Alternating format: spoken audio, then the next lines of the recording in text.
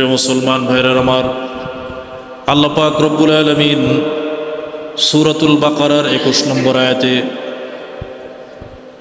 সারা পৃথিবীর সমস্ত মানুষদেরকে একসাথে ডাক দিয়ে বলেন, ইয়া আইয়ুহান নাস উবুদু রাব্বাকুমুল্লাযী খলাকাকুম ওয়াল্লাযীনা মিন ক্বাবলিকুম লাআল্লাকুম তাত্তাকুন الذي جعل لكم الأرض فراشا والسماء بناء وأنزل من السماء ماء فأخرج به من الثمرات رزقا لكم فلا تجعلوا لله أندادا وأنتم تعلمون। এই আয়াতগুলোর মধ্যে আল্লাহ পাক রব্বুল আলামিন মানুষকে তার অন্তরে রেখাপাত করার জন্য, আল্লাহকে চেনার উপায়গুলি মানুষের স্মৃতিচারণ করার জন্য এবং মানুষকে ধারণা দেওয়ার জন্য আল্লাহ পাক রব্বুল আলামিন খুব নম্র সুরে ডাকতেন। আল্লাহ বলেন, ইয়া আইয়ুহান নাস, হে মানব সকল। এখানে আল্লাহ পাক রব্বুল আলামিন শুধু মুসলমানদেরকে ডাক দেন নাই, ইয়া আইয়ুহাল্লাযীনা আমানু বলেন নাই, ইয়া আইয়ুহাল কাফিরুন কাফেরদেরকেও বলেন নাই, মুনাফিকদেরকেও আল্লাহ পাক রব্বুল আলামিন বিশেষ করে ডাক দেন নাই। যত মানুষ পৃথিবীতে আছে সমস্ত মানুষদেরকে আল্লাহ পাক রব্বুল আলামিন খুব নম্রতার সাথে মায়ার সুরে আল্লাহ ডাক দেয়। পৃথিবীতে যত মানুষ আছে এই 3 শ্রেণীর মধ্যেই সীমাবদ্ধ। আমরা পৃথিবীতে যত মানুষ দেখি, এশিয়ায় বলেন, ইউরোপে বলেন, মিডল ইস্টে বলেন, মধ্যপ্রাচ্যে বলেন, আফ্রিকায় বলেন, এমনকি জঙ্গলে বলেন, যত প্রাণী, মানুষ বলতে যত প্রাণী আছে, এ সমস্ত মানুষ, এই প্রাণীগুলি 3 ভাগে বিভক্ত। কয় ভাগে বলেন? 3 ভাগে বিভক্ত। হয়তো মুসলমান, আল্লাহর উপর ঈমান আনয়ন করছে, আর না হয়তো কাফের, আর না হয়তো মুনাফিক। কয় প্রকার হইল?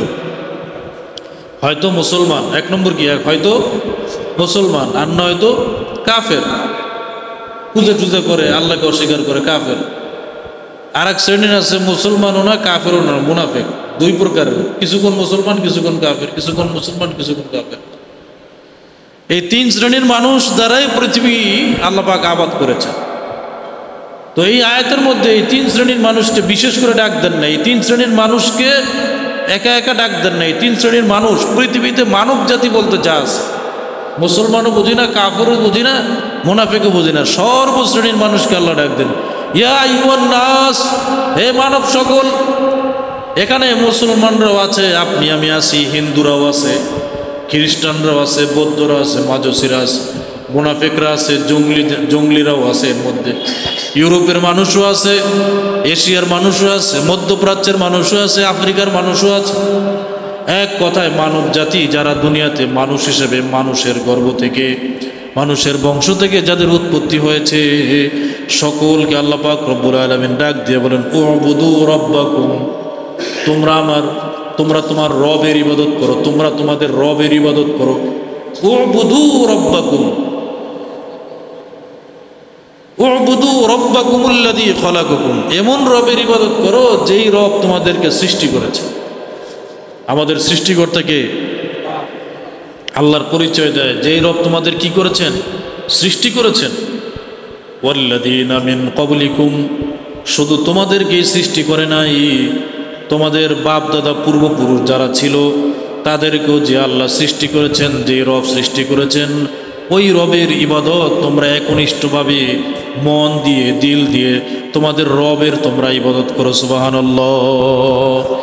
কেন রবের ইবাদত করবে? রবের ইবাদত করলে কি লাভ? আল্লাহ বলেন, লাআল্লাকুম তাত্তাকুন, যদি রবের ইবাদত করো তাহলে মুত্তাকি হতে পারবে, পরেজগার হতে পারবে। কারণ পরকালে যে ব্যক্তি মুত্তাকির গুণ নিয়ে আসবে, যে ব্যক্তি পরহেজগারি তার গুণ নিয়ে আল্লাহর দরবারে উত্থিত হবে, কোনো হিসাব নিকাশ ছাড়াই আল্লাহ পাক রব্বুল আলামিন তার ডান হাতে আমলনামা দিয়ে দিবে। মুত্তাকির এত বড় গুণ। এখন আমাদের বুঝতে হবে, উবুদু রাব্বাকুম, আল্লাহ বললেন যে তোমরা তোমাদের রবের ইবাদত করো। আমাদের সর্বপ্রথম বুঝতে হবে ইবাদত কাকে বলে। আমরা ছোটবেলা থেকে জন্মের পর থেকে এই পর্যন্ত এই শব্দটার সাথে পরিচিত ইবাদত, জানি কিনা? কথা বলে না। ইবাদত এই কথাটা ছোটবেলা থেকে জানি কিনা বলেন? জানেন না? কিন্তু ইবাদতের মৌলিক অর্থটা কি? ইবাদত কাকে বলে? ইবাদত এইটা জানেন, একটা শব্দ, কিন্তু এটার ভিতরে কত গুরু রহস্য লুকায়িত আছে, কত রহস্য লুকায়িত আছে, এটা আমরা আজ পর্যন্ত কেউ জানি। প্রথমে ইবাদতের অর্থ হলো, ইবাদতের পরিচয় হলো আল্লাহর পছন্দনীয় এমন কিছু কাজ, যেই কাজগুলো প্রকাশ্যে হোক অথবা গোপনে হোক, প্রকাশ্যে হোক অথবা গোপনে হোক, ইচ্ছায় হোক অথবা অনিচ্ছায় হোক, যেই কাজগুলো আল্লাহর পছন্দনীয় সেই কাজগুলো ইমানের সাথে করার নাম হলো ইবাদত। বুঝাইতে পারছি কথা? দেখেন বুঝলেন কিনা। আল্লাহর পছন্দনীয় কাজ, চাই সেটা প্রকাশ্যে হোক অথবা গোপনে হোক, সেই কাজগুলি ইমানের সাথে আল্লাহর উপরে বিশ্বাস রেখে করার নাম কি? ইবাদত। তাইলে আমরা ফলাফল পেলাম, ইবাদত অর্থ একটা কাজ, একটা কর্ম। ইবাদত কি? কর্ম বা কাজ। আমি কথা বুঝাইতে পারতেছি আপনাদের? ইবাদতের বাংলা অর্থ কি? কর্ম বা কাজ। আমরা বিভিন্ন কাজ করি না? এক একজন এক এক কাজে নিয়োজিত আছে। যারা কাজ করে এদেরকে কি বলে? কর্মজীবী। কি বলে বলেন? কর্মজীবী বলে না? পিছনের ভাইয়েরা কথা বুঝতেছেন আমার? যারা কাজ করে এদেরকে কি বলে? কর্মজীবী। এই লোকটা কর্মজীবী, একটা কাজে জড়িত আছে। ঠিক তদ্রূপ যেই বান্দা আল্লাহর পছন্দনীয় কাজ চায়, সেটা গোপনে হোক বা প্রকাশ্য হোক, ইমানের সাথে করে, আল্লাহর দৃষ্টিতে সে একজন কর্মজীবী, আল্লাহর দৃষ্টিতে সে একজন আবেদ, সে একজন ইবাদত গুজার বান্দা। সুবহানাল্লাহ। প্রিয় মুসলমান ভাইরা আমার, বাহ্যিক উদাহরণ দিলে বুঝবেন, দুনিয়াতে বেকার মানুষকে কেউ পছন্দ করে না, ঠিক না? ঠিক। মেয়ে বিবাহ দিতে যাইবেন, যদি শোনেন ছেলেটা বেকার, কোনো কাজ করে না, দেখতে যত সুন্দরই হোক, দেখতে যত আপনার সুন্দর হোক, অথবা শিক্ষা দীক্ষার দিক থেকে যত বড় হোক, বংশের দিক থেকে যত বড় হোক, যত অর্থ সম্পদ থাকুক না কেন, যদি শোনেন ছেলেটা বেকার, কাজ করে না, ঘুরে ঘাড়ে আর খায়,